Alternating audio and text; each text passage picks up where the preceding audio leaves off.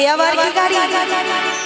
আচ্ছা মা, আমি যদি কাউকে এই প্রশ্নটা করি, আপনারা তো সবাই বসে গান শুনছেন, তো মনোযোগ দিয়ে শুনছেন যখন, নিশ্চয়ই উত্তরটা আপনারা দিতে পারবেন আশা রাখছি।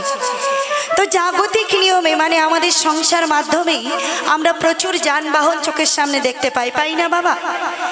বাস, লরি, টোটো, অটো ইত্যাদি ইত্যাদি বিভিন্ন রকমের গাড়ি তো আমরা চোখে দেখতে পাই সচরাচর রাস্তায়।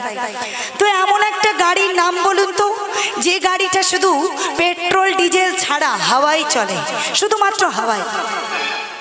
আমি দেহ গাড়ির কথা বলতে চাইনি, আপনারা বলতে পারবেন? বলুন দেখি। হাই ভগবান, ওটা কি রাস্তায় দেখতে পাই দাদা? তাই কই, আমার তো জানা নেই। পেট্রোল ডিজেল ছাড়া শুধুমাত্র হাওয়াই চলে, সাইকেল গাড়ি, কি তাই না? এই সাইকেলে যখন আপনি হাত পাম্প করবেন, দেখবেন একটু বেশি হাওয়া দিলে সাইকেলটা সারা রাস্তা লাফাবে, আর যদি একটু হাওয়া কমে যায়, ওই সাইকেল সারা রাস্তা আপনাকে আমাকে জ্বালাতন করে মারবে, কি তাই তো? তাই মহাজন কি বললেন, ওরে হাওয়ার উপরে চলে গাড়ি, ওরে হাওয়ার উপরে চলে গাড়ি, লাগে না পেট্রোল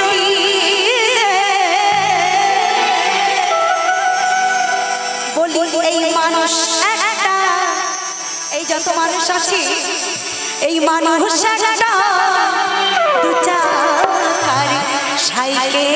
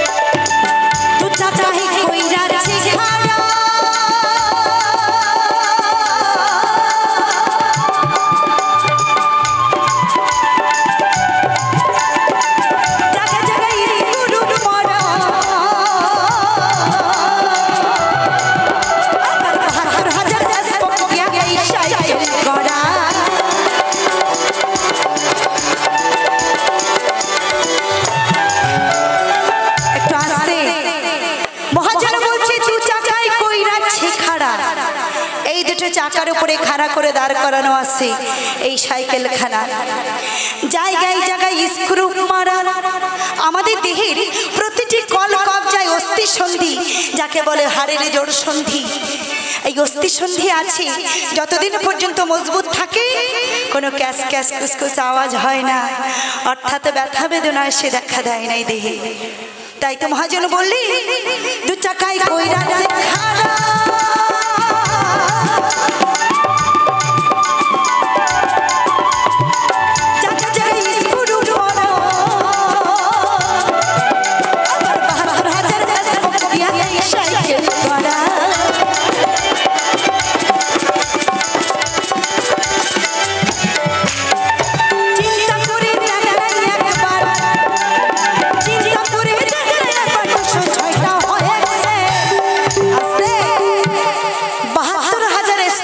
আমার এই দেহ সাইকেলে ৭২,০০০ স্পোকটা কি? ৭২,০০০ নাড়ি আছে। আর 206টা এক্সেল 206খানা হাড় আছে। তো কত সুন্দরভাবে এই মানব দেহটাকে মহাজন একটা সাইকেলের সঙ্গে তুলনা করেছেন। তবে আমাদের এই বাউল গান এমনই একটা গান, মানুষকে হাসায়, কাদায়, নাচায়, বলায়, ভাবায়, সব রকমের মজা এই বাউল গানে পাওয়া যায়। ওমা, এই বাউল গানে বিভিন্ন গীতিকার, বিভিন্ন মহাজন এই দেহটাকে, কোন কোন মহাজন গান লিখেছেন এই দেহটাকে একটা খাঁচার সঙ্গে তুলনা করেছেন। আবার কোন কোন মহাজন এই দেহটাকে একটা তরির সঙ্গে তুলনা করেছেন। আর আমি এই যে গানটা করছি, গীতিকারের নাম আমি অবশ্যই বলবো। এই মহাজন কত সুন্দরভাবে এই দেহটাকে একটা সাইকেলের সঙ্গে তুলনা করে বলেছে, এই মানুষ একটা, এই মানুষ একটা 2 চাকার সাইকেল, এই মানুষ একটা, মানুষ একটা 2 চাকার সাইকেল।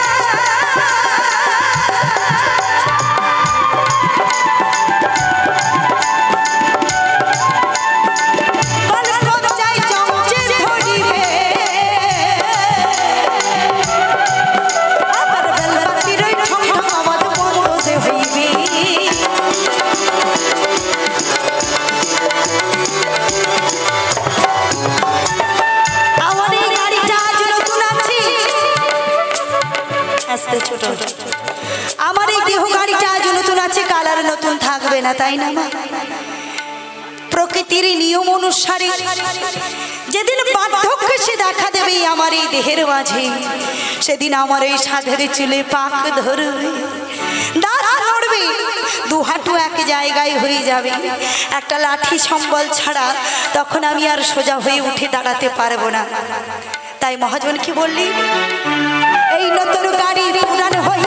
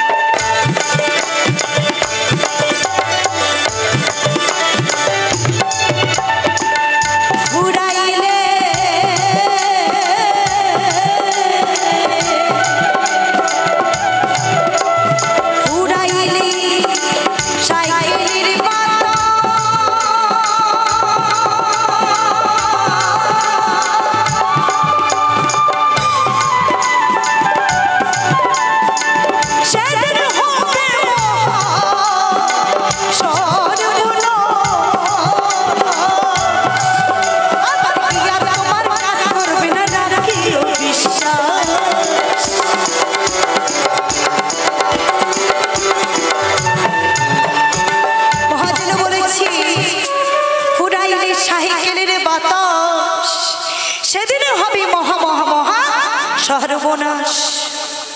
আমার এই সাইকেলের বাতাস একদিন ফুরিয়ে যাবে। তার কারণ নিঃশ্বাসের নাই কোনো বিশ্বাস, এই আছে এই নাই, আজ মরলে কালে 2 দিন হয়ে যায়। এটাই তো আমাদের প্রতিটি মানবের পরিচয়। তাই তো মহাজন বলেছেন, যতই আমরা আমার করে আঁকড়ে ধরে থাকি না কেন, যেতে আমাদের সবাইকে হবেই হবে চিরতরে। তাই মহাজন বললেন কি, ওই ফুরাইলে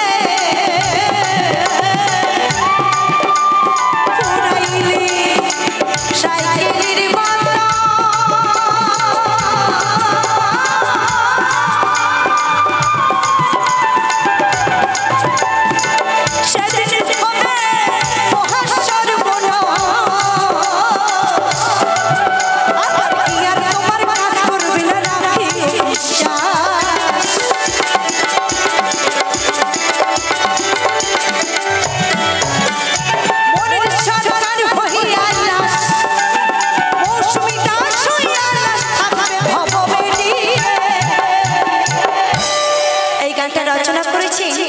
বাংলাদেশের মনির সরকার মহাশয়। আর আজকে এই মঞ্চে দাঁড়িয়ে আমি এই গানটা পরিবেশন করবার চেষ্টা করলাম মাত্র, জানি না কতটুকু ভালো লেগেছে আপনাদের।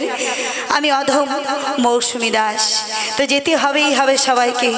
আজ আসরে গান গাইছি, কাল না গাইতেও পারি, কোনো গ্যারেন্টি নেই। তাই কি বলছি, এই মৌসুমী